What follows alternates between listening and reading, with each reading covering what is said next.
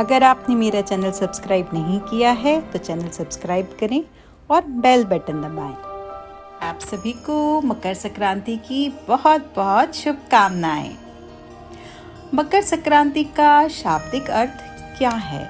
संक्रांति का अर्थ है सूर्य का एक राशि से अलग राशि में जाना। अतः पूरे वर्ष में कुल 12 संक्रांतियां होती हैं। जब पौष मास में सूर्य मकर राशि में आता है तब मकर संक्रांति पर्व को मनाया जाता है। ज़्यादातर ये त्योहार जनवरी माह के 14वें या 15वें दिन ही पड़ता है। इस दिन सूर्य धनु राशि को छोड़कर मकर राशि में प्रवेश करता है। ऐसी मान्यता है कि इस दिन भगवान सूर्य देव अपने पुत्र शनि से मिलने स्वयं उनके घर जाते हैं।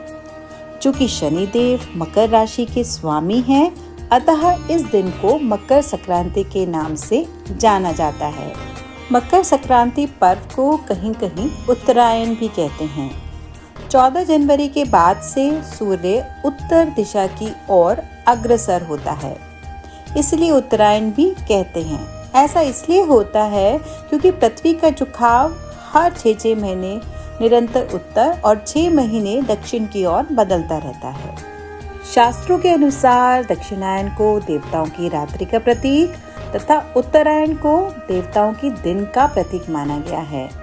चूँकि मकर संक्रांति के दिन सूर्य की उत्तरायण गति प्रारंभ होती है, इसीलिए इस दिन जप, तप, दान, स्नान, श्राद्ध, तर्पण आदि धार्मिक क्रियाकलापों का विशेष महत्व है। सामान्यतः सूर्य सभी राशि को प्रभावित करते हैं, किंतु कर्क व मकर राशियों में सूर्य का प्रवेश धार्मिक दृष्टि से अत्यंत फलदायक है। मकर संक्रांति पर सूर्य की राशि में हुए परिवर्तन को अंधकार से प्रकाश की ओर अग्रसर होना माना जाता है। इसी कारणवश मकर संक्रांति के अवसर पर संपूर्ण भारतवर्ष में लोग विविध रूपों में सूर्य देव की उपासना, आराधना एवं पूजन कर उनके प्रति अपनी कृतज्ञता प्रकट करते हैं। मकर संक्रांति का ऐतिहासिक महत्व। रामायण काल से भारतीय संस्कृति में दैनिक सूर्य पूजा का प्रचलन चला आ रहा है। राम कथा में मर्यादा पुरुषोत्तम श्री राम द्वारा नित्य सूर्य पूजा का उल्लेख मिलता है। राजा भगीरथ सूर्यवंशी थे, जिन्होंने भगीरथ तप साधना के परिणाम स्वरूप पाप नाशिनी गंगा को पृथ्वी पर लाकर अपने पूर्वजों को मोक्ष प्रदान करवाया था। राजा भगीरथ ने अपने पूर्वजों को गंगा जल, अक्षत, तिल से श्राद्ध तर्पण किया था। तब से माघ मकर संक्रांति स्नान और मकर संक्रांति श्राद्ध तर्पण की प्रथा आज तक प्रचलित है।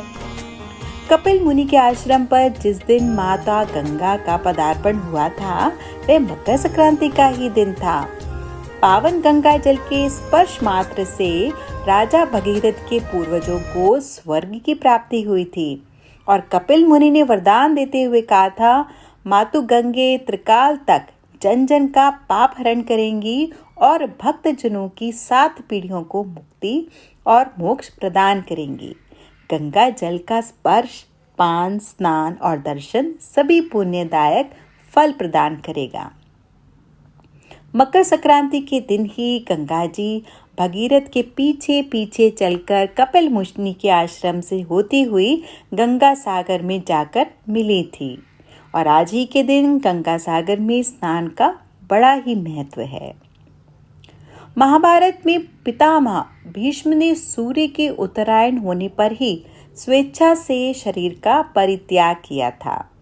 उनका श्राद्ध संस्कार भी सूर्य की उत्तरायण गति में ही हुआ था। फलतः आज तक पितरों की प्रसन्नता के लिए तिल अर्घ्य एवं जल तर्पण की प्रथा मकर संक्रांति के पर्व पर प्रचलित है। सूर्य की सात्विक किरण का प्रभाव भारतवर्ष में गंगा यमुना के मध्य अधिक समय तक रहता है। इस भौगोलिक स्थिति के कारण हरिद्वार और प्रयाग में माघ मेला अर्थात मकर संक्रांति या पूर्ण कुंभ तथा अर्ध कुंभ के विशेष उत्सव का आयोजन होता है। यशोदा जी ने भी जब कृष्ण जन्म के लिए व्रत किया था, तब सूर्य देवता उत्तरायण काल में पदार्पण कर रहे थे और उस दिन मकर संक्रांति थी। तब से मकर संक्रांति व्रत का प्रचलन शुरू हो गया। मकर संक्रांति के पर्व में खिचड़ी खाने और दान करने का भी विशेष महत्व है। ऐसे में इस त्योहार का एक नाम खिचड़ी भी है। खिचड़ी के बिना यह त्योहार अधूरा माना जाता है। शास्त्रों में खिचड़ी को नवग्रह का प्रसाद माना गया है। आइए जानते हैं मकर संक्रांति पर खिचड़ी क्यों खाई जाती है और इसका क्या महत्व है। मकर संक्रांति पर तिल, गुड़, दही, चूड़ा के अलावा खिचड़ी खाने की परंपरा सदियों से चली आ रही है। शास्त्रों के अनुसार खिचड़ी में मिलाए जाने वाले जैसे चावल, काली दाल, हल्दी, हरी सब्जियां आदि पदार्थ का अलग अलग ग्रहों से संबंध है।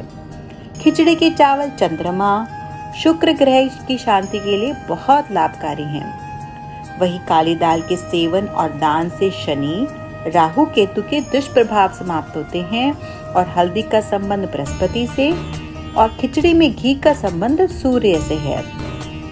खिचड़ी के साथ गुड़ खाने का भी विधान है, जिसका संबंध मंगल से है। वहीं हरी सब्जियों का स्थान बुध से है। मकर संक्रांति पर खिचड़ी के प्रयोग से नवग्रह की कृपा प्राप्त होती है, साथ ही आरोग्य का वरदान मिलता है। मकर संक्रांति पर खिचड़ी का दान करने से हर कार्य में सफलता मिलती है, ऐसा ही माना जाता है। मकर संक्रांति पर खिचड़ी खाने का चलन भगवान शिव के अवतार कहे जाने वाले बाबा गोरखनाथ की कथा से भी जुड़ा है। इस कथा के अनुसार खिलजी और उसकी सेना ने युद्ध लड़ने के कारण बाबा को ना तो भोजन खाने का समय दिया, ना ही वे बना पाते थे, ना खा पाते थे, और जिसकी वजह से वे अक्सर भूखे ही रह जाते थे और वे कमजोर होते जा रहे थे। इस समस्या का हल निकालने के लिए बाबा गोरखनाथ ने दाल, चावल, सब्जी को मिलाकर एक पकवान बनाने का निर्णय लिया, जिसका नाम था खिचड़ी। मकर संक्रांति किसानों के लिए भी बहुत अधिक महत्वपूर्ण होती है। इसी दिन सभी किसान अपनी फसल काटते हैं। मकर संक्रांति भारत का सिर्फ एक ऐसा त्योहार है जो हर साल 14 या 15 जनवरी को मनाया जाता है। हिंदुओं के लिए सूर्य एक रोशनी, ताकत और ज्ञान का प्रतीक है। मकर संक्रांति त्योहार सभी को अंधेरे से रोशनी की तरफ बढ़ने की प्रेरणा देता है। एक नए काम को शुरू करने का प्रतीक है। मकर संक्रांति के दिन सूर्योदय से सूर्यास्त तक पर्यावरण अधिक चैतन्य बना रहता है, यानी पर्यावरण में दिव्य जागरूकता रहती है। इसीलिए जो लोग अध्यात्म अभ्यास कर रहे हैं वे इस चैतन्य का लाभ उठा सकते हैं। भारतवर्ष में मकर संक्रांति हर प्रांत में बहुत ही हर्षोल्लास से मनाया जाता है, लेकिन इसे सभी अलग अलग जगह पर अलग नाम और परंपरा से मनाया जाता है। उत्तर प्रदेश और पश्चिमी बिहार में इसे खिचड़ी का पर्व कहते हैं। इस दिन पवित्र नदियों में डुबकी लगाना बहुत शुभ माना जाता है। इस अवसर पर इलाहाबाद में एक महीने का माघ मेला शुरू हो जाता है। त्रिवेणी के अलावा उत्तर प्रदेश के हरिद्वार और गढ़मुक्तेश्वर और बिहार में पटना जैसे कई जगहों पर भी धार्मिक स्नान किए जाते हैं। पश्चिम बंगाल में एक बहुत बड़े मेले का आयोजन गंगा सागर के पास किया जाता है और माना जाता है राजा भगीरथ के पूर्वजों की रक्त को यहीं पे त्याग दिया गया था। इस मेले में देश भर से बड़ी संख्या में तीर्थयात्री भाग लेते हैं। लोग बड़े कष्ट उठाकर गंगा सागर की यात्रा करते हैं। वर्ष में केवल एक दिन मकर संक्रांति को ही यहाँ पर मेला लगता है। तमिलनाडु में इसको पोंगल त्योहार के नाम से मनाते हैं, जो कि किसानों की फसल काटने वाले दिन की शुरुआत के लिए मनाया जाता है। आंध्र प्रदेश और कर्नाटक में भी मकर संक्रांति का त्योहार मकर संक्रामा के नाम से पहचाना जाता है, जिसे यहाँ पे 3 दिन तक पोंगल के रूप में मनाया जाता है।